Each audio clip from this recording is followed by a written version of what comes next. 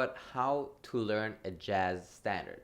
What we're going to do today is go over 5 elements that I feel are super important and super helpful to learn a standard. I'm creating a lot of content like this, so if you're new here, please subscribe, please check out all that this channel has to offer and share it with a friend that wants to get better at music, guitar, and what not. 1.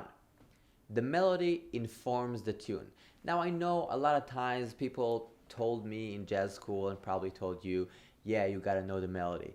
But really, you gotta know the melody. It's not just about knowing how to play the melody and knowing the chords by heart. It's understanding the connection between the chords and the melody. Because basically the melody informs the tune. If you know the melody, you can kind of never get lost, because you're like in sync with the song. And also the solo would come through that filter of the melody. So if you know the melody, you know the chords. You can also reharm it, right? You can always play like,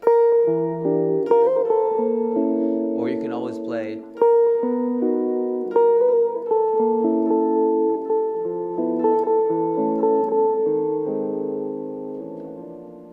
you can go extreme if you want, but the point is that the melody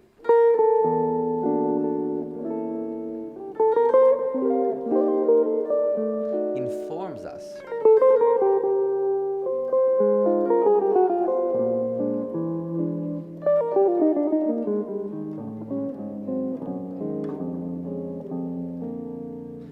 Of what's going on. With that melody in mind, we can go to extreme harmonic reharms, or we can play the chords. It's all fine, but it really guides us through the song. So my recommendation is really understand the framework of the melody against the chord. So if you're playing Stella by Starlight, really try to hear that chord against the melody.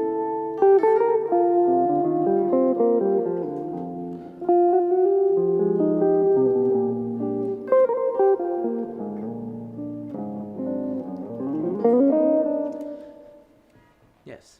So basically, learn the melody really well, learn the chords really well, but be able to play and jump to the melody in the solo at any given time. So if I'm just playing that song, Stella by Starlight, or any song, play a solo and go back to the melody as an anchor point every couple bars, every 4 bars, every 2 bars, every 8 bars. So make sure you're hearing the melody in a very, very clear and strong way, and not just in one point. So it's not the only option you can play the melody, so you can go really, or anywhere there is a B flat on the guitar, you can really see it and hear it in a clear way. And that takes practice, right? Because the guitar in that sense is a trickier instrument. It's harder to see it, it's a little harder to hear it in that sense, because there are so many options to play that B flat is really in a lot of places, and it's the same octaves. In that sense, it doesn't make complete visual sense as the piano. The point is, practice it in a clear and conscious way. So you're trying to learn the melody,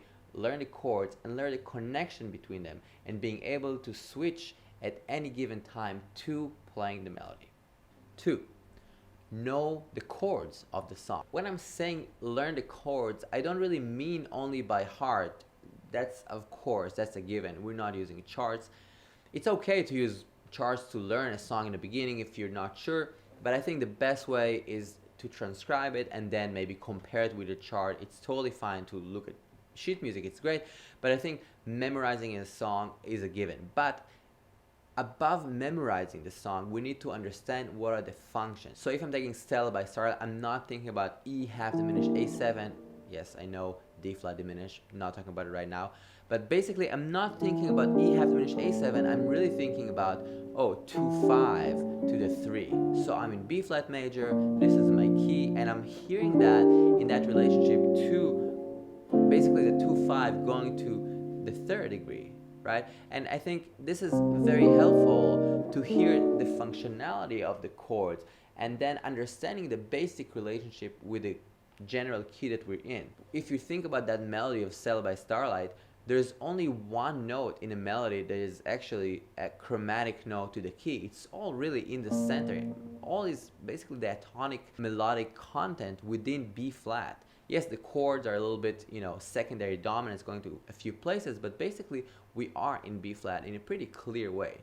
So I would learn the song in a functional kind of way. So I would take the harmonic information in that sort of clarity. So 2-5 going to the 3, 2-5, 2-5 to the 4, 4, 4 minor, etc. So it's very clear and it's not a sequence of a million chords. Plan ahead. So this is something I'm really thinking about a lot these days. Basically, when I'm soloing over a song, I'll try to hear and imagine a few bars ahead. So if I'm playing Stella by Starlight,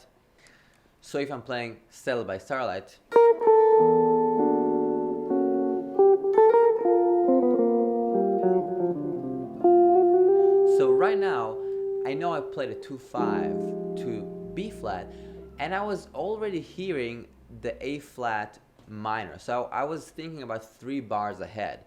So as an exercise, I would try to imagine 2 to 4 bars ahead. So I would force myself to think about a chord, an anchor point in a song, a couple of bars, maybe 5 bars ahead that I'm going to. So I can start even soloing on that song and imagining the 4 minor. So really going to that, like, you know, A flat, D flat 7. So like,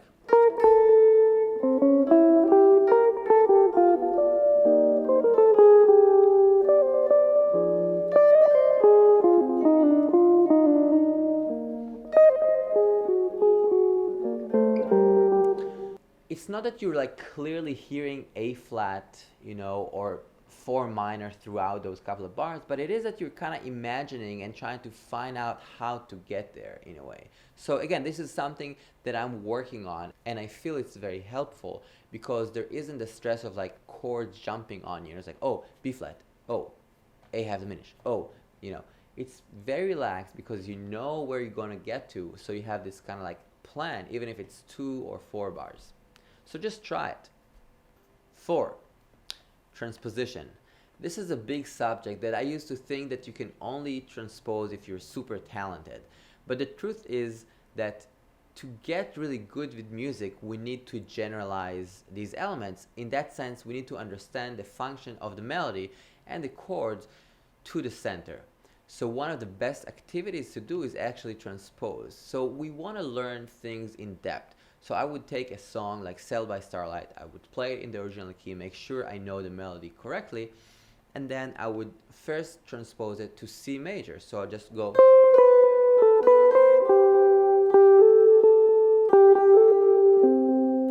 and I would think about each note, how it relates to the tonic, the center. So I would really tag this information in a kind of like a clear way.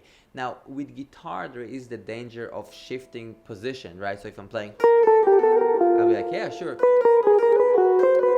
really easy, but that's not real. So what I would do to avoid that issue, I would start playing the melody in a few different places. So different octaves, different strings, maybe on one string set. So I'll just go,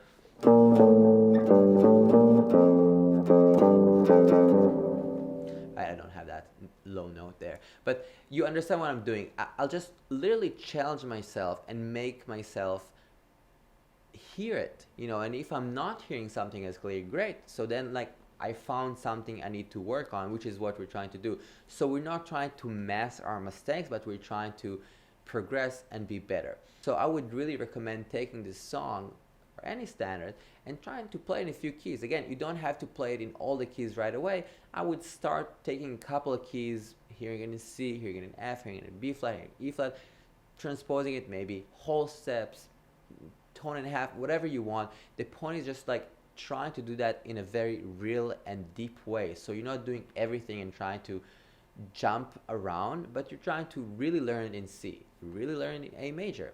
5. Framework.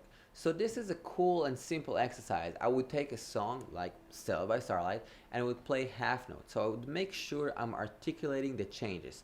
I would start with only the triads, but it could also be other things later. So for example, taking that song and being like, C minor, F7, F minor, B flat, E flat, E flat minor, B flat major, etc., etc. So I would do that basically just playing 1 3 5 in sometimes one area, sometimes the whole guitar, and challenging myself to find some melodic content but still very clearly playing half notes and articulating the chords. I would really make sure I can articulate the changes only with half notes. So a lot of times we think, okay, we need to practice scales and triads, which is of course true, but we need to put it in the context of the music, and we need to try and make music. So I would definitely suggest trying to play these triads, arpeggios, chords, scales in that framework. So we're hearing the song and we're trying to create music. Thanks so much for watching. I hope this was interesting and exciting, and I'll see you guys on Thursday. Peace.